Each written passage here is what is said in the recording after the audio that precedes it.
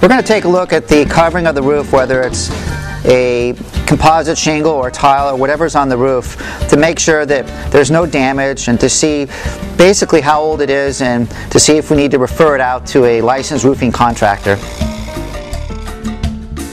We're going to be taking a look at how the water drains off the roof, goes into the gutters, taking a look at where that rainwater goes after it goes through the gutters and out onto the pipes to see if it goes away from the building and to check the overall drainage situation.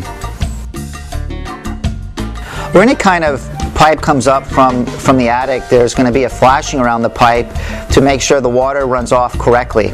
We're going to be checking these flashes to make sure there's no kind of gaps or damage from the sun. We're going to be checking any time there's a penetration to the roof. Sometimes this happens from an antenna is put on the roof. Any kind of penetration on the roof we're going to be checking to make sure that it was sealed properly with mastic and there's no possibility of any kind of water intrusion.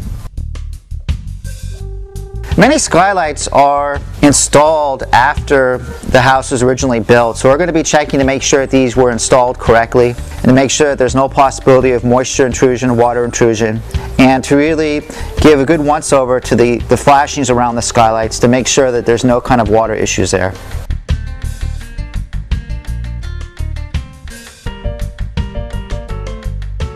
Once we get up here on the roof, we're going to take a look at the general roof covering. In this case, it's a tile roof, so I'll be looking for any kind of displaced tiles. This is a good example of a broken and displaced tile. So in this case, I'm going to defer to a roofing contractor to come out and take a look at this roof. This roof actually has about 3 or 4 broken tiles like this where a lot of water can get in and cause water damage. So definitely I'm going to suggest that a roof certification be done on this roof and repair done. On this vent cap, I'm going to make sure that the flashing is in correctly, there's no kind of damage. Sometimes there's holes up here in the flashing, so it needs to be replaced or inspected.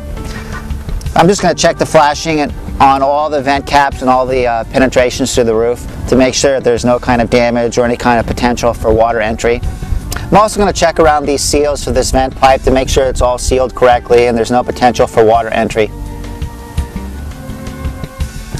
We'll be looking at, when we're on the roof, we're also going to be looking at the gutter area to see if the gutter needs to be cleaned out in any way or the gutter needs to be serviced. Also the edge of composite shingles where they connect to the gutter. This sometimes can be an issue for water leakage into the roof system, so we're going to be checking how that flashing is. We'll be looking around the outside, looking at underneath the eaves, looking at the gutter to make sure it's connected properly and there's no kind of water intrusion issue for water into the stucco or any kind of water going underneath the eaves and into the attic area.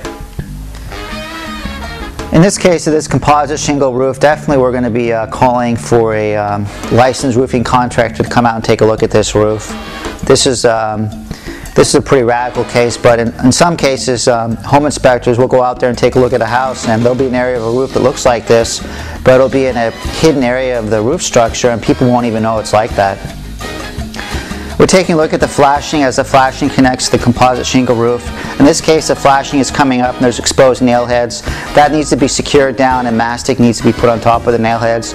In this case, I'll be referring this out to a licensed roofing contractor to take a further inspection.